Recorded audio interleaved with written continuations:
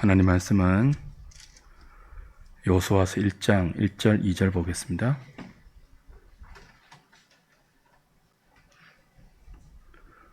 구약 성경 320페이지입니다. 여호수아서 1장 1절 2절 말씀 같이 읽겠습니다.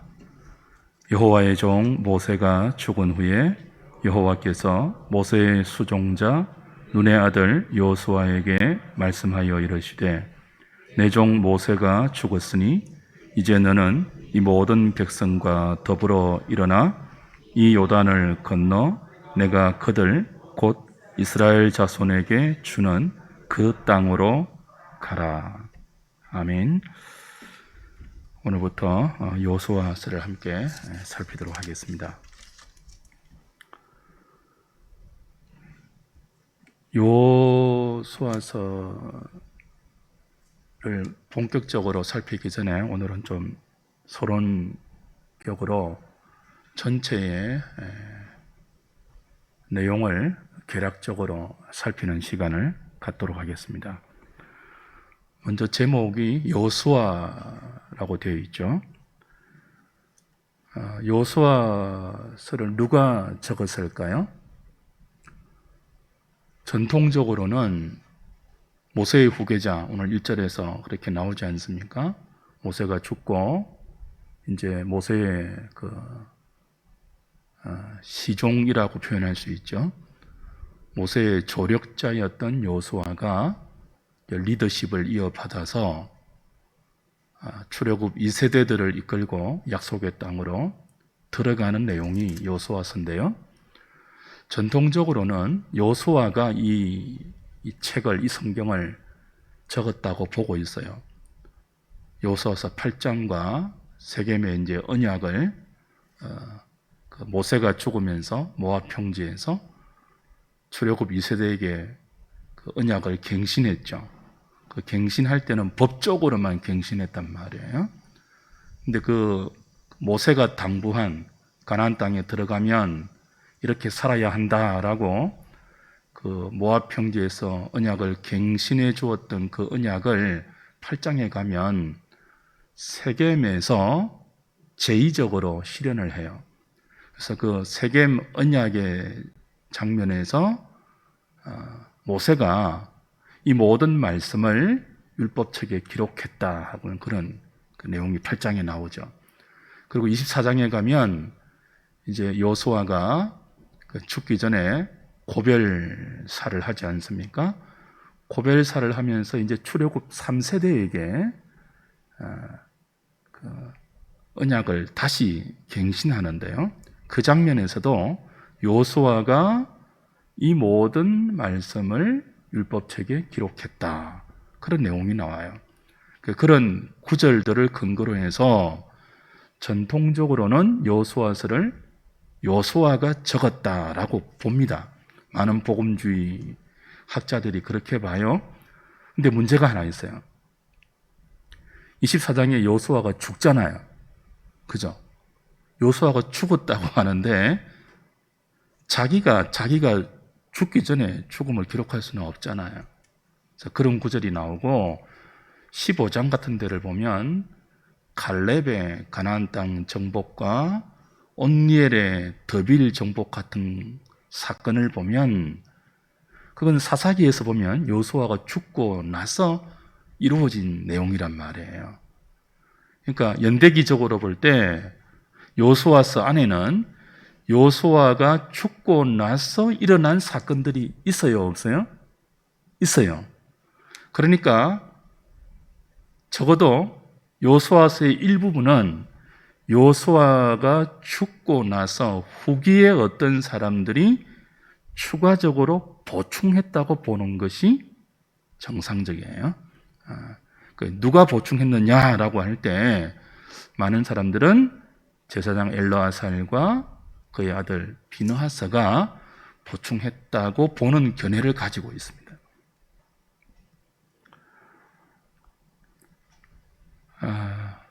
우리는 이렇게 결론 내릴 수 있습니다. 여호수아서는 거의 대부분을 누가 적었다고요?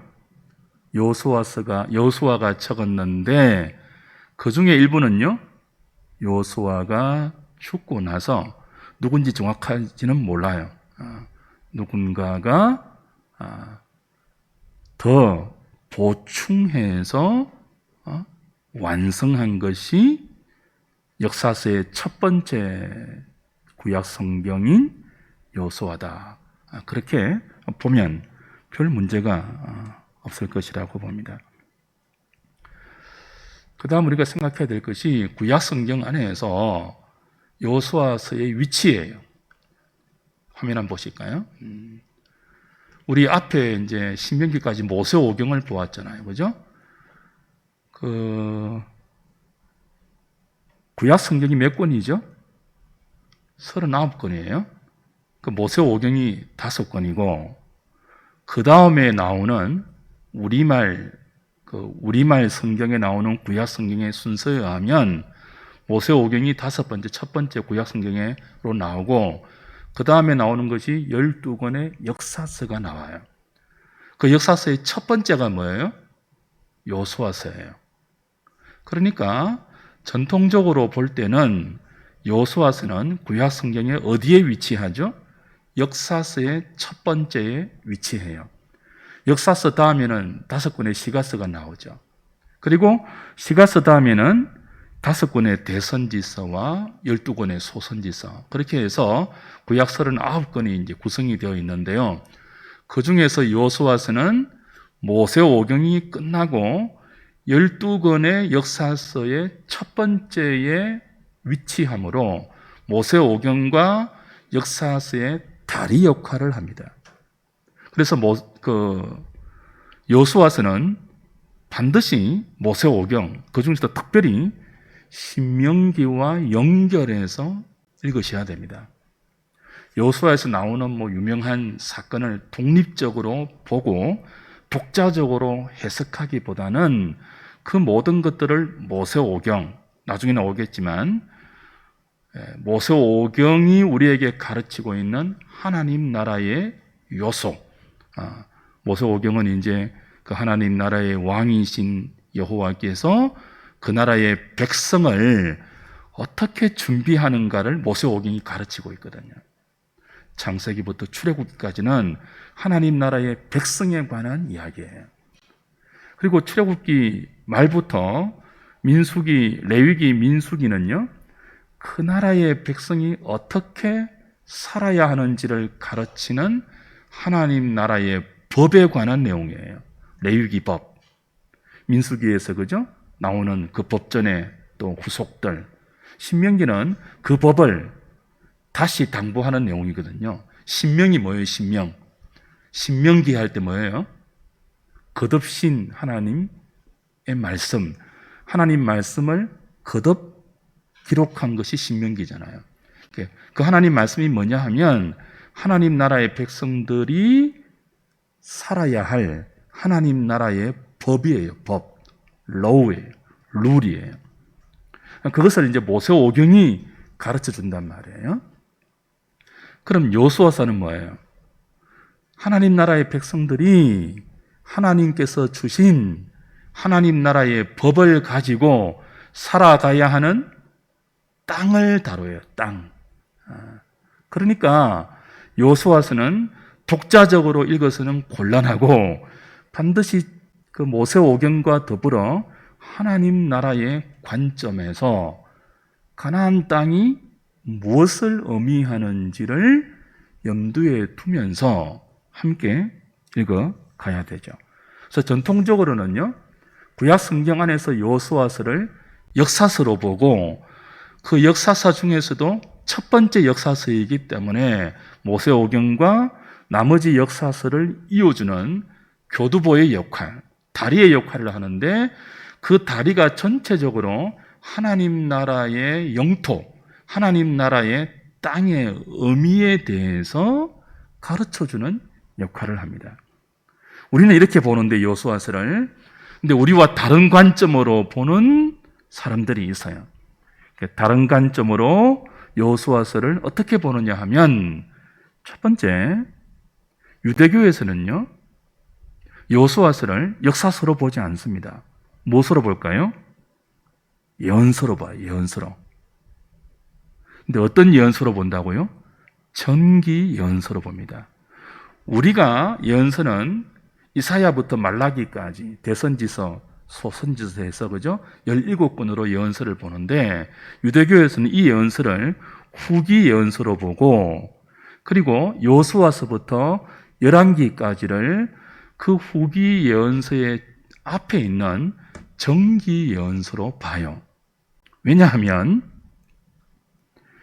이 여호수아부터 열왕기까지의 역사는 단순한 어떤 사건을 기록하는 역사가 아니라 예언적인 관점에서 이스라엘 역사를 회고하면서 기술하는 그런 예언적인 성격이 있다고 보기 때문에 여호수아서를 역사서로 보지 않고 열왕기까지를 묶어서 몰아본다고요. 유대교에서는 정기 예언서로 봐요. 우리와 다른 관점이에요. 그죠? 근데 일리는 있지만 우리는 그걸 받아들이지는 못합니다. 참고는 됩니다. 분명히 예언적인 성격이 있거든요. 또 하나 다른 관점으로 보는 것은 자유주의적인 관점이에요. 그 성경을 하나님의 성령이 우리에게 주신 계시의 책으로 보기보다는 인간 저자들이 여러 문서들을 편집해서 남긴 인간의 저작물로 보는 자유주의 신학자들의 관점에서는 여호수아서를 어떻게 보느냐 하면 육경으로 보는 관점이 있습니다. 육경으로. 그러니까 모세 오경이잖아요. 그죠? 모세가 오경을 창세기부터 신명기까지 오경을 적었다고 보는 것이 우리가 보는 전통적인 복음주의의 관점이에요. 개혁주의의 관점이에요. 근데 자유주의 중에서도 폰 라트 같은 신학자들은 모세 오경이 하나님 나라의 관점으로 기록됐다고 했잖아요. 하나님 나라의 자손들과 하나님 나라의 법도를 기술한다면 여호수아는요 하나님 나라의 영토인 가나안 땅에 관한 기록이잖아요. 그러니까 이것은 뗄 수 없다. 모세 오경과 여호수아는 뭐예요? 한 덩어리로 묶어서 보아야 한다라고 해서 육경으로 봅니다. 육경. 그러니까 역사서로 보지 않는 거예요. 또 하나 진보주의 학자 가운데 노트라는 사람은 여호수아서를 신명기 역사서의 첫 번째로 보는데요. 이 사람의 주장은 모세 오경이 아니고 창세기, 출애굽기, 레위기, 민수기까지 사경으로 끝나고 신명기부터 열왕기까지는 후대의 바벨론 포로 이후에 우리가 왜 망하고 왜 우리가 포로로 잡혀왔는지를 반성할 때 하나님의 율법을, 언약을 지키지 않아서라는 반성을 하게 되고 그 반성적인 시점에서 돌아보는 이스라엘의 역사를 신명기부터 열왕기까지로 본 거예요. 그리고 창세기, 출애굽기, 레위기, 민수기는요 사경으로 끝나고 신명기부터 열왕기까지는요 신명기적 역사서로 보는 것이 자유주의의 여호수아를 분류하는 시각입니다. 참고만 하세요. 근데 자유주의든 유대교든 여호수아서를 굉장히 중요한 성경으로 보는 것은 공통적인 관점이에요. 얼마나 중요하게 보았으면 폰 라트 같은 학자는 육경으로 이렇게 간주해야 된다고, 모세 오경과 여호수아를 한 덩어리로 보아야 한다고 여호수아서의 중요성을 강조했을까요? 여호수아서가 굉장히 중요한 성경인데도 불구하고요, 좀 찬밥 신세를 많이 받아요. 제가 이렇게 설교 준비를 하면서 여호수아서에 관련된 참고 도서들을 쭉 제 서재에 있는가 하고 또 없는 것을 사기도 해서 쭉 열거해 보니까 얼마 없어요. 20권이 채 안 돼요. 그리고 한국 저자의 책은 거의 없어요. 한국 신학자들 중에서 여호수아서를 전공한 사람은 아무도 없습니다. 모세 오경을 전공한 사람은 많은데 여호수아서를 전공한 사람은 아무도 없어요. 그래서 한국 저자들의 여호수아서에 관련된 도서들도 별로 없습니다. 그만큼 어떤 뜻이에요? 여호수아서가 중요한 성경임에도 불구하고 중요한 직업을 받지 못하는 현실이기 때문에 저와 여러분들이 앞으로 여호수아서를 함께 읽고 묵상하고 공부하면서 얼마나 이 여호수아서가 우리에게 중요한 내용을 많이 가르쳐 주고 있는지를 하나씩 좀 확인하면 좋겠습니다. 세 번째로 여호수아서의 가장 중요한 주제를 좀 먼저 기억할 필요가 있습니다. 여호수아서는 하나님 나라의 영토인 가나안 땅에 들어가는 내용이 주된 흐름이죠. 그래서 여호수아서에서 많은 주제가 나오지만 가장 중요한 주제는 뭐라고요? 땅이에요, 땅. 여호수아서는 그 땅이라고 정관사를 붙이고 있는데 그 땅이에요. 오늘 우리 설교 제목도 그 땅으로 들어가라이죠. 그 땅이 어떤 땅이에요? 하나님께서 아브라함에게 약속으로 주신 땅이에요. 이삭과 야곱과 족장들에게도 약속으로 주신 땅이에요. 그러니까 그 땅이 여호수아서의 가장 중요한 주제이죠. 가나안 땅에 관한 이야기를 여호수아서가 다루고 있는데 여호수아서가 다루고 있는 이 땅은 부동산이 아니죠. 팔레스틴이라는 어떤 지리적으로 자리 잡고 있는 부동산을 다룬다는 의미가 아니라 이 땅이 담고 있는 영적인 의미를 우리에게 가르쳐 주고 있죠. 그러니까 성경에서 땅은 언제나 하나님 나라의 한 요소로 등장합니다. 우리 팔복 중에 땅에 관한 복이 있었죠. 온유한 자는 복이 있나니 그들이 땅을 기업으로 받을 것이요. 이 땅은 부동산이 아닙니다. 그러니까 온유한 자는 부동산을 많이 가진다는 그런 뜻이 아니에요. 온유한 자는 무엇을 기업으로 받아요? 땅을 기업으로 받는데 여기 땅은 하나님의 통치를 의미해요. 하나님이 나를 다스려 주시는, 그래서 내가 지금 하나님 나라를 누리게 되는 성령 안에서 의와 평강과 희락이라는 하나님의 나라가 내 삶에 임해 있는 상태, 그게 뭐예요? 땅을 받는 거예요. 땅을. 그러니까 여호수아서가 가나안 땅에 들어가서 그 가나안 땅을 정복하고 그 가나안 땅을 나누는 내용이거든요. 그러니까 이것이 단순히 뭐예요? 부동산을 어떻게 차지하고, 팔레스타인의 부동산을 어떻게 차지하고 어떻게 나누고, 그 정도의 의미가 아니라 하나님의 다스림이 어떻게 우리의 일상 가운데 허락될 수 있는지를 원리와 규정으로 가르쳐주고 있는 성경이 여호수아서다라는 것을 염두에 두시고 여호수아서를 읽어 가셔야 합니다. 그 다음 가나안 땅의 의미를 한번 보겠습니다. 그런 의미에서 가나안 땅은 첫 번째로는 이런 의미를 가지고 있습니다. 애굽에 종살이하면서 신음하고 고통했던 민족이 이스라엘이잖아요. 모세를 지도자로 주셔서 출애굽시켰죠. 그리고 바로 약속의 땅으로 들어가야 되는데 가데스 바네아에서 불순종하기 때문에 40년 동안 고된 훈련을 받습니다. 그 고된 훈련을 거쳐서 가나안 땅에 들어가는 1차적인 의미는 안식의 의미예요. 히브리서에 분명히 그렇게 나와 있죠.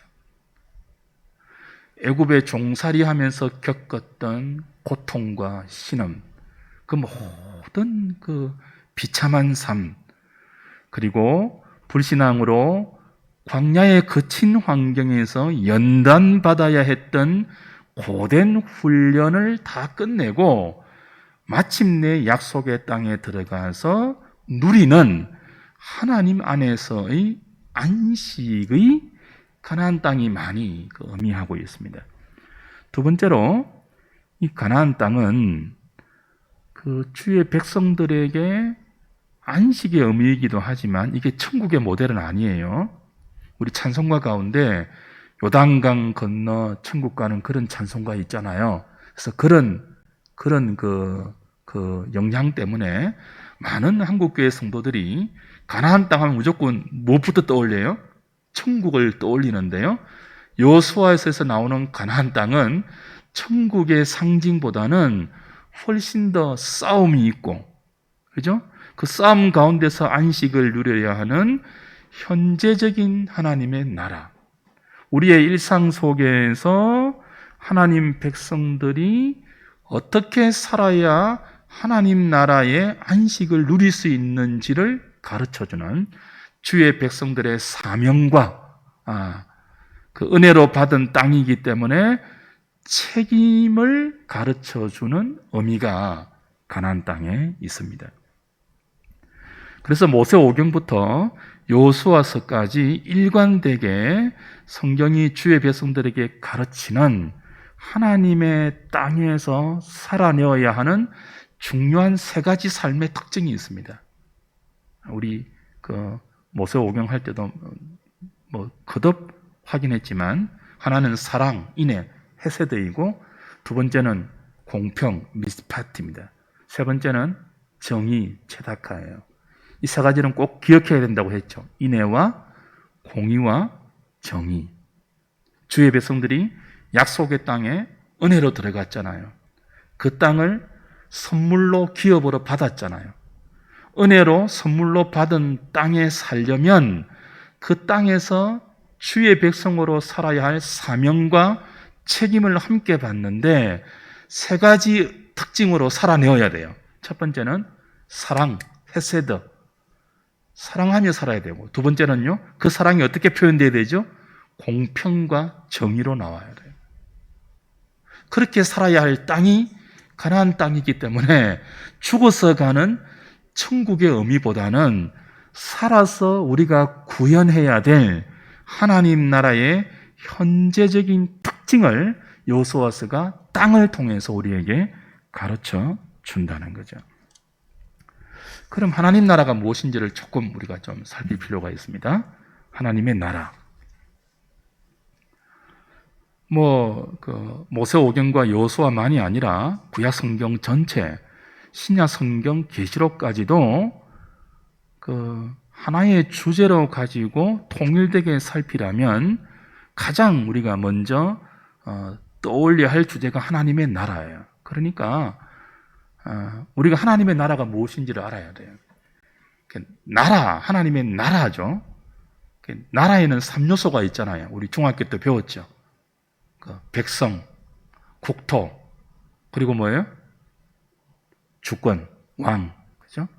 그러니까 왕과 백성과 영토가 있어야 되는데 모세오경은요, 하나님 나라의 자손에 관한 것과 그 주권, 왕이신 하나님이 백성들에게 어떻게 주권을 행사하는지 그 법을 다루고 있습니다. 그 창세기에서는 하나님 나라의 자손 아브라함을 부르죠. 그리고 아브라함과 이삭과 야곱과 요셉을 통하여서 그 하나님 나라의 씨를 약속하시고 출애굽기에 가면요, 그것이 430년 이후에 나라를 이루는 큰 민족으로 완성이 되죠. 하나님 나라의 자손이 창세기와 출애굽기에서 다루어지고 이제 그 나라의 백성들이 주의 백성으로 살아야 할 가나안 땅에 들어가서 어떻게 살아야 할지를 출애굽기에서 시내산에서 율법을 주시죠. 하나님 나라의 법이에요. 그리고 민수기, 신명기, 레위기에서 계속 그 법전을 제정해 주죠. 그러니까 모세오경은 하나님 나라의 자손과 왕이신 하나님께서 그 백성들을 다스리는 그 나라의 법에 관한 내용이고요. 그리고 여호수아는요, 그 법을 가지고 이 백성들이 어떻게 살아야 할지를 다루는 땅에 관한 내용이죠. 그러니까 하나님 나라의 관점에서 철저하게 여호수아서와 모세오경과 나머지 구약 성경을 보아야 한다는 거예요. 그럼 여호수아서 이후에 역사서인 사사기부터 그 마지막 역사서까지는 어떤 내용일까요? 단순한 역사가 아닙니다. 그 나라의 백성들이 하나님 나라의 법대로 살았는지 안 살았는지를 기록하는 역사예요.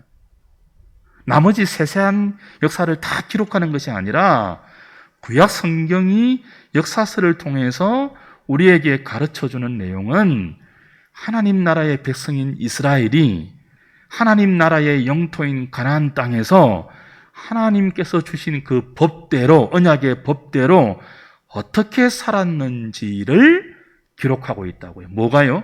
역사서가. 그럼 선지서는 뭐예요?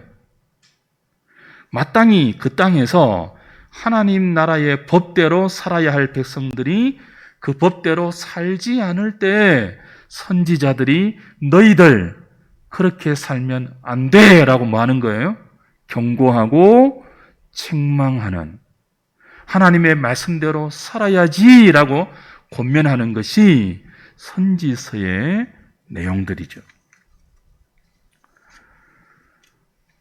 여호수아서를 이렇게 하나님 나라의 관점에서 볼 때 중요한 그 상징 하나가 있습니다.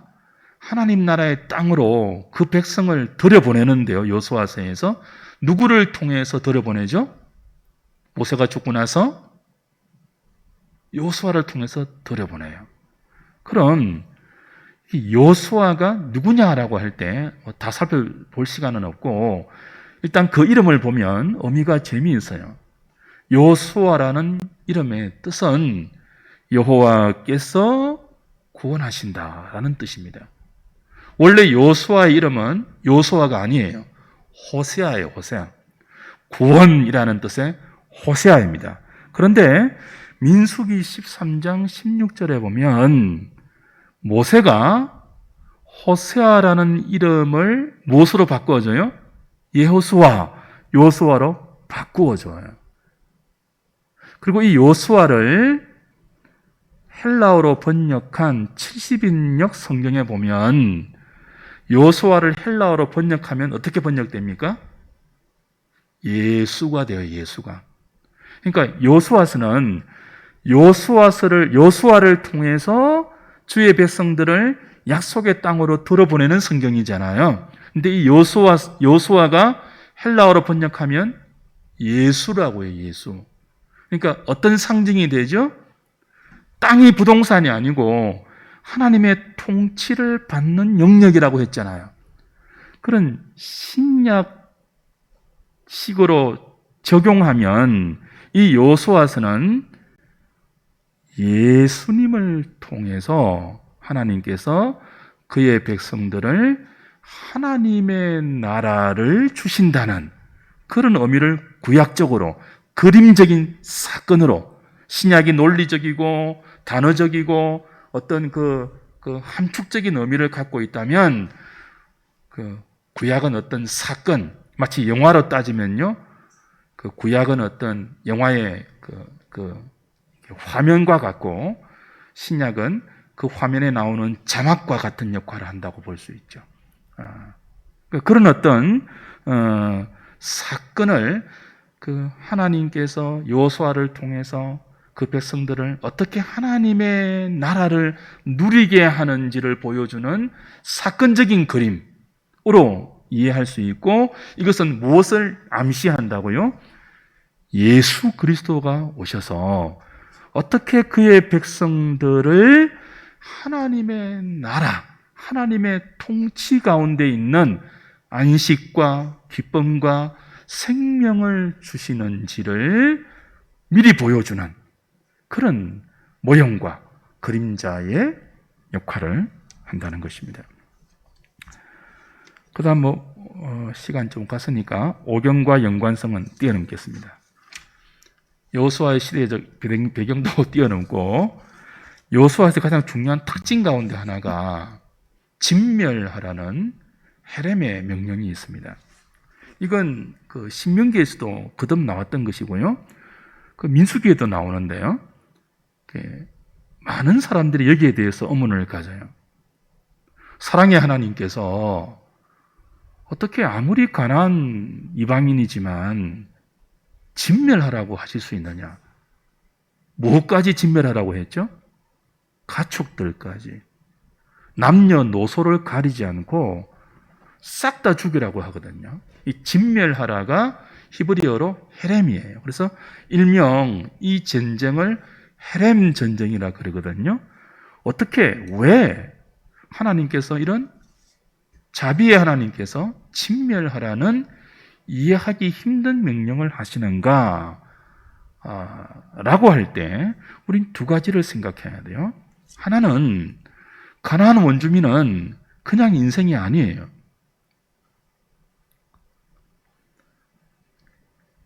이 땅에서 가장 음란하고 가장 우상을 섬기는 가장 죄악이 관영한 땅이 가나안 땅이고 그 땅에 사는 원주민들이에요. 하나님께서 아브라함과 이삭과 야곱과 요셉에게 땅을 주실 때, 땅을 약속으로 주실 때 지금 주지 않고 400년 이후에 줄 것인데 그때 가나안 땅에 죄악이 관영하면 너희들이 그 땅에 들어가서 그 땅을 심판하고 줄 것이라고 약속했죠. 그러니까 이미 하나님께서는요, 그 땅을 하나님 나라로 만든다는 계획을 갖고 계셨는데 그 땅이 어떤 땅이에요? 가장 음란한 땅이에요. 가장 우상 숭배가 극심한 땅이에요. 가장 더럽고 가장 추악하고 가장 음란한 땅을 무엇으로 만든다는 거예요? 하나님의 나라로 만든다는 계획을 하나님이 갖고 계셨고 그 도구로 하나님의 백성들을 통하여 그 음란한 문화와 우상 숭배의 문화를 심판하는 것이 진멸하라는 헤렘 전쟁의 이유이죠. 그러니까 이런 명령을 도덕적으로, 윤리적으로, 인간적으로 생각해서는 안 돼요. 구속사적으로. 하나님 나라의 관점에서 철저하게 죄를 없애고 그 죄와 상반되는 거룩한 나라로 만들기 위해서는 죄를 뿌리채 뽑아야 한다는 뜻이죠. 죄를 남겨놓으면요, 이스라엘 백성들이 그 죄에 물들거든요. 그래서 뿌리채 죄를 심판해서 하나님 백성의 거룩함을 유지하라는 이 두 가지의 이유 때문에 진멸하라는 헤렘 전쟁을 여호수아와 이스라엘 백성들은 약속의 땅에서 가나안 원주민들과 치러야 돼요. 두 가지 이유. 첫 번째 뭐라고요? 가나안 땅의 죄를 심판하는 것. 두 번째는 뭐죠? 심판해야지만 그 백성의 거룩함이 유지되기 때문에. 그래서 이 전쟁에는요, 하나님의 군대 장관이 전쟁 전에 여호수아에게 나타나죠. 그래서 니발에서 신을 벗으라고 요구하고 이 헤렘 전쟁의 진두지휘를 여호와의 군대 장관이 직접 한다고 말씀하십니다. 그러므로 이 전쟁은 군사력이나 군사 전력이나 무기에 달려있지 않아요. 하나님의 말씀에 철저하게 순종하느냐, 그렇지 않냐가 이 전쟁의 성패를 좌우하는, 여호와께 속한 전쟁이 여호수아와 이스라엘 백성들이 가나안 땅에서 벌여야 하는 헤렘 전쟁, 거룩한 전쟁, 여호와께 속한 전쟁임을 알 수 있습니다. 마지막으로 여호수아의 구조를 한번 우리가 살펴보겠습니다. 여호수아서는 땅에 관한 성경이라고 했잖아요. 크게 네 가지 내용으로 분류할 수 있습니다. 첫 번째는요, 요단강을 건너서 가나안에 입성하는 것이 1장부터 5장 12절까지로 첫 번째를 구성하고 있습니다. 두 번째는 그 땅을 정복하는 내용이에요. 5장 13절부터 12장까지. 세 번째는요, 그 땅을 분배하는 내용이에요. 13장부터 22장까지. 네 번째는요, 여호수아의 고별사와 세겜에서의 언약 갱신이에요. 23장, 24장. 그래서 여호수아서는 크게 이렇게 네 가지 그 구성으로 되어 있다 하는 것을 알 수가 있고요. 하나씩 조금 보죠. 첫 번째, 1장 1절부터 5장 12절까지는 요단강을 건너서 가나안에 입성하는 내용인데, 이 첫 번째 단락을 한 가지 동사로 정리하면 건너가라예요. 건너가라. 자, 신명기가 어디서 끝이 났습니까? 모압 평지였잖아요. 요단 동편에. 그죠? 모압 평지에서 모세가 요단을 건너지 못하고 죽죠. 그리고 모세가 죽은 것을 기다리기도 하듯이 여호수아 1장 보면요, 오늘 읽었듯이 이제 모세가 죽었으니까 여호수아 네가 출애굽 2세대를 이끌고 요단을 건너서 그 땅에 들어가라고 말씀하죠. 그러니까 요단을 건너서 가나안에 입성하는 것, 건너라가 첫 번째 단락의 주된 핵심이라고 볼 수 있습니다. 1장과 2장은 그 준비를 다루는데요. 1장은 이제 모세를 이어서 지도자가 된 여호수아에게 하나님께서 두려워하지 말라라고 말씀하시는 장면이고, 2장은요 여리고에 청탐꾼을 보내는 내용이에요. 요단강을 건너기 전에 준비 과정으로 청탐꾼을 보내는 내용이고, 3장은요 요단강을 건너죠. 4장은요 요단강을 건너고 나서 이스라엘 12지파를 의미하는 12돌을 기념석으로 세우는 내용이고, 5장은요 언약의 표징인 할례를 행하고 이제 유월절을 그 땅에서, 약속의 땅에서 지키는 내용이 5장에 나옵니다. 두 번째 단락이 가나안 땅 정복이죠. 5장 13절부터 12장까지인데요. 이 두 번째 단락을 하나의 동사로 요약하면 무엇으로 요약할 수 있습니까? 취하라. 첫 번째 단락은 건너라였고, 두 번째 단락은 취하라입니다. 그 땅을 취하라. 5장 13절부터 8장까지는요 두 전쟁을 모델로 보여줍니다. 여러분이 잘 아는 여리고성 전투와 아이성 전투를 모델로 보이면서 이렇게 하면 승리할 수 있고 이렇게 하면 실패한다를 가르쳐요. 자, 여리고성 전투 어떻게 싸우죠? 매일 한 바퀴씩 돌고 마지막 날에는 7바퀴 돌면서 13번 돌면서 싸워요. 그리고 무너지죠. 이렇게 싸워야 한다는 거예요. 이건 뭐예요? 이건 주문이 아니에요. 공식이 아니에요. 지금 이걸 오해해가지고 어떤 선교단체는 땅밟기 해요. 땅밟기. 그 땅 밟으면 하나님 주신다고. 뭘 오해해가지고요?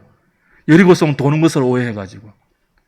여리고성을 하루에 한 바퀴씩, 그리고 마지막에 7번 돌아서 무너지는 것은요 주문이 아닙니다. 주문. 공식이 아니에요. 어떤 의미죠? 하나님께서 순전히 하신다는, 인간의 어떤 전략이나 무기나 인간의 어떤 머리로 싸우는 싸움이 아니라 사람이 상상할 수 없는 하나님이 순전히 싸워주신다는 의미로 그냥 도는 거예요. 도는 거. 그러니까 이걸 문자적으로 해석해서 지금도 막 땅밟기 막 하고 이렇게 그렇게 하면 된다고요? 안 된다고요? 아니 되올시다. 그렇게 배운 것을 다 잘못 배우신 거예요. 제가 청년 때 그랬다고 했죠. 하나님께서 어느 날 나타나셔가지고 저 신평에 있는 중심지의 건물을 우리에게 줄 테니까 매일 한 바퀴씩 돌아래요. 하나님께서. 그래서 밤 12시에 우리 4명의 식구가 다 돌았잖아요. 땅 밟기 했잖아요. 주셨다고요? 안 주셨다고요? 그런 법 없어요. 그랬다면 계속 그렇게 해야 될 것 아닙니까?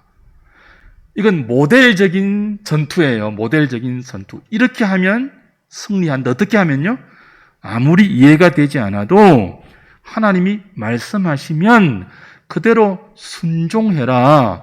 그러면 하나님께서 이기게 하신다는 모델이 여리고성 전투이고 아이성은 뭐예요? 이렇게 하면 실패한다의 모델이에요. 그 다음 9장부터 10장은요, 가나안 남쪽 지역을 정복하는 내용입니다. 11장은요, 가나안 북쪽 지역을 정복하는 내용이고요. 12장은 남쪽과 북쪽을 정벌한 성읍의 목록을 열거하고 있습니다. 세 번째 단락, 들어가서 건너가서 취했으니까 이제 뭐 해야 되겠습니까? 나눠야 되겠죠. 그죠? 각 지파별로 인구수대로 나눠야 되겠죠. 민수기에서 명령한 것대로 나누는 장면이 13장부터 22장까지예요. 이 단락의 주된 단어는 나누라입니다. 첫 번째는 건너라, 두 번째는 취하라, 세 번째는 나누라. 어떻게 해요? 너희들 뜻대로 나누지 말고 이미 민수기에서 모세를 통해서 가르쳐준 그 분배의 정확한 방식대로 나누라. 13장은 요단 동편, 요단 건너기 전에 두 지파, 그죠? 두 지파 반이 땅을 미리 받았지 않습니까? 그것을 회고하는 장면이고, 14장부터 17장은 요단 서편의 유다와 요셉 지파에게 땅을 분배하는데 길갈에서 해줍니다. 18절에서 19절은요, 실로에서 요단 서편의 남은 7지파의 땅을 분배하는 내용입니다. 20장, 21장은 도피성과 레위 성읍을 지정해 주죠. 모든 지파들은 땅을 기업으로 받는데 레위 지파는 땅을 받지 못하죠. 하나님이 기업이기 때문에 땅을 받지 못해요. 그 대신 각 지파에서 4개의 성읍을 내어서 48개의 성읍을 레위인들에게 주죠. 그 48개의 성읍 가운데서 6개를 무엇으로 지정해 줍니까? 도피성으로 지정해 줘요. 요단강 동편의 3개, 요단강 서편의 가나안 땅 본 땅의 3개, 6개의 도피성을 지정해 주는 장면이 20장, 21장이고요. 22장은 요단 동편 2지파 반과 요단 서편 9지파 반이 싸우지 마라. 그래서 결속을 다짐하는 내용으로 22장이 구성되어 있습니다. 지도 준비했는데 넘어가겠습니다. 그러니까 마지막 단락 23장, 24장은 여호수아의 고별과 언약 갱신으로 이루어져 있죠. 이 마지막 단락의 핵심 단어는 섬기라입니다. 너희는 여호와만 섬기라. 이제 그 땅을 요단강을 건너서 들어갔잖아요. 믿음으로 정복 전쟁을 통해서 취했잖아요. 하나님 말씀대로 땅을 분배했잖아요. 그럼 이제 어떻게 하라고요? 그 땅에서 여호와를 섬기고 살아라가 여호수아의 마지막 단락입니다. 여호수아가 죽기 전에 이걸 고별 설교로 그들에게 이야기하고 언약을 갱신함으로 너희는 이 땅에서 여호와만 섬겨야 한다. 그래야 하나님의 나라가 너희들에게 생명으로 이루어질 것이다를 강조하고 있습니다. 결론 보겠습니다. 자, 가나안은 요단강을 넘어서 죽음 이후에 들어가는 미래적인 천국의 모델이 분명히 있지만, 그러나 그렇게만 생각해서는 안 돼요. 훨씬 더 큰 의미가 뭐죠? 오늘 저와 여러분들이, 구약의 백성들이 발을 딛고 치열하게 영적으로 전투하면서 살아내어야 하는 일상의 의미가 가나안의 의미예요. 두 번째로는 그 일상에서 어떻게 살아야 합니까? 일단 요단을 건너야 되죠. 하나님이 가라고 하신, 하나님이 살라고 하신 그 일상을 벗어나지 않고 그것을 믿음으로 건너가 하나님의 나라를 방해하는 모든 죄와 피 흘리기까지 싸우면서 거룩한 헤렘 전쟁을 수행해야 돼요. 저와 여러분들이. 그래서 여호수아서를 읽고 묵상하면서 우리는 내가 지금 이 영적 전쟁을 싸우고 있는지를 점검해야 합니다. 그 영적 전쟁을 통해서 우리가 어떻게 살아야 한다고요?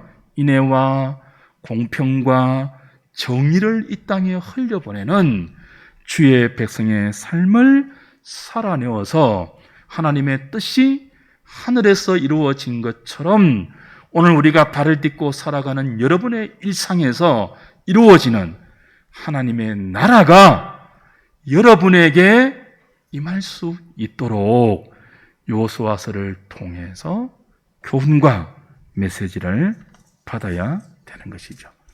마지막으로 이스라엘 백성들은 여호수아를 본받아서 가나안 땅으로 갔습니다.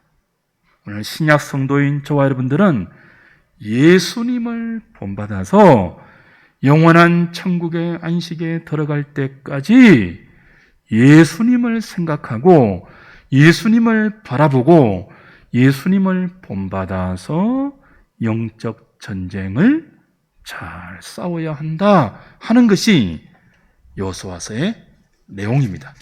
앞으로 이런 내용으로 여호수아서를 살필 때 오늘 우리가 함께 살폈던 이 서론을 염두에 두시면서 하나씩 차근차근 잘 살펴나갈 수 있으면 좋겠습니다. 찬송가 340